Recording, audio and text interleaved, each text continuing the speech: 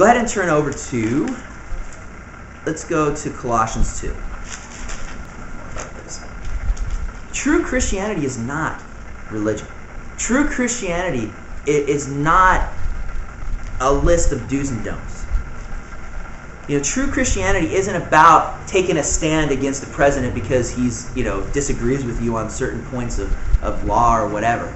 It's not true Christianity. It's amazing. I always thought when you read the Bible and you read about these Pharisees, you see they were so caught up in the formality of things. You notice that? Like they were really caught up in that they dressed a certain way or did a certain thing, and they'd have these little ceremonies they'd go through. Isn't it funny? And I want to just think about it this way. There was a time in my life where I always had my list of things I needed to pray for and things I needed to do. And I always had to go, okay, I prayed this, I did this, I read my one chapter, did all these different things. And I remember one day, doing this, and I was praying, and God, just as clear as day in my head, I felt like Him say, "Why are you doing that?" And I kind of stopped. It was like, what? I had to think about it. What do you mean? It's kind of like that feeling, why am I doing that? I don't know why I do that. Why do I pray like this? Why do I read my Bible? Why do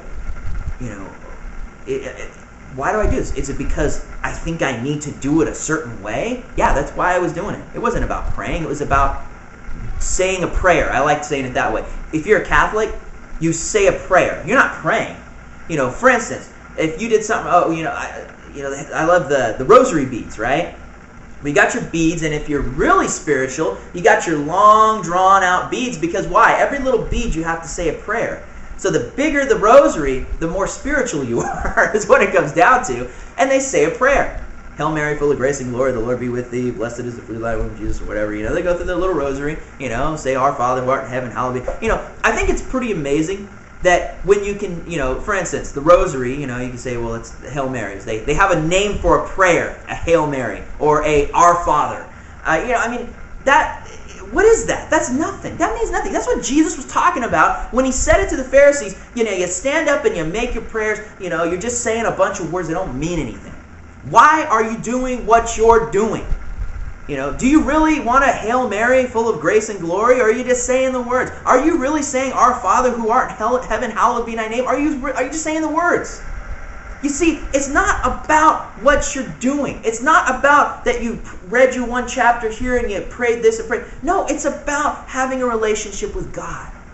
If I treated my wife that way, I need to say 5 I love yous. I need to make sure I've only said 4.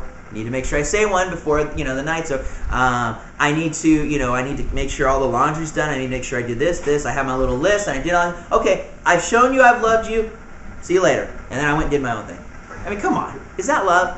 I might do that sometimes, actually. That'd be a lot easier, actually. I'd like that. But that's what I'm saying. That's not love. That's not. You see, the Pharisees were so caught up in formality, but they missed the heart of it. Their hearts were evil inside because they were puffed up with pride, spiritual pride.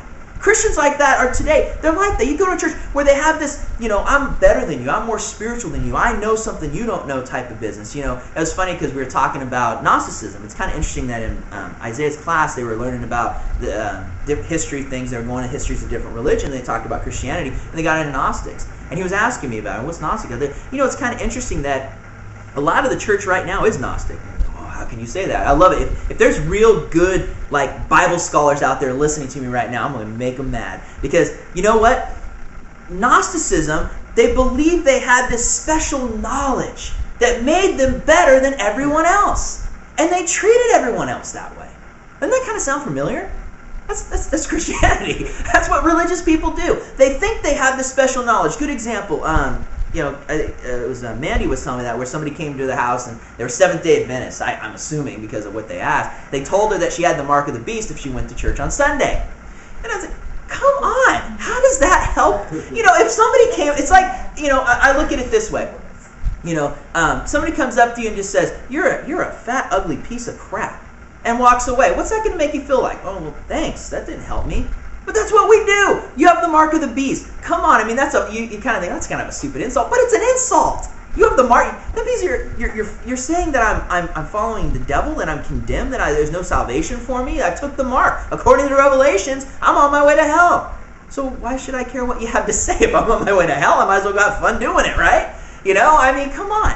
But that's how people are. They get so caught up in the formalities. They get caught up in this little thing. Look at this in Colossians. Paul was tired of this, and he was dealing with it here.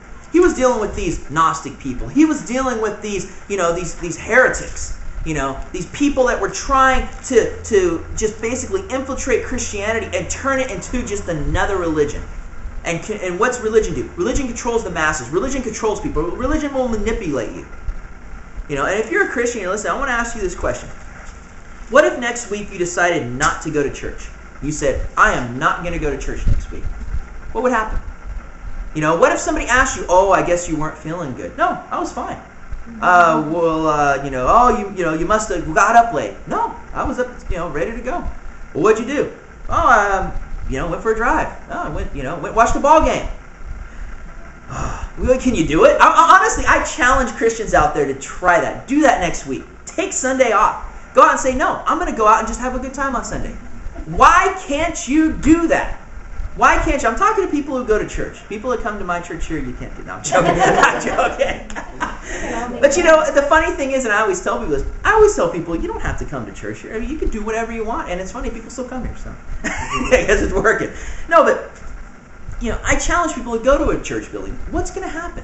I mean, some of you might go to a church where, hey, that's great, no problem. Some of you might go, I can't do that. Why? People are going to look at me different.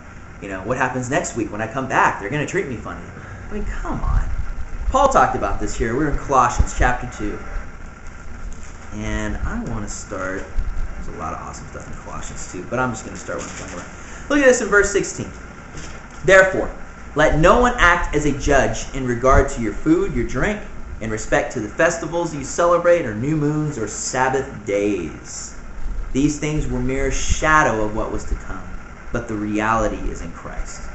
Don't let anybody defraud you of your prize by delighting in their self-abasement, or their worship of angels, or taking their stand on visions they've seen, inflated without cause by their fleshly mind, not holding fast to the head, from whom the whole body, being supplied and held together by the joints and ligaments, grows with the growth which is from God. I love this. He's saying, look, don't let people judge you about how you decide to worship God. Don't. And the thing is, Christianity, in one way, is a very, very personal thing. It's something between you and God. I could tell you about principles in the Bible. I could tell you about things you need. If you love people, you're not going to deal with a lot of garbage other people. If you forgive people, you're not going to deal with bitterness and if you do, I can tell you the principles of the Bible. But honestly, I don't know exactly what's going on in your heart. Only God knows what's going on in your heart. So that's between you and God. So it's a very personal situation. Yet it's personal in a way that we all work together to help each other out.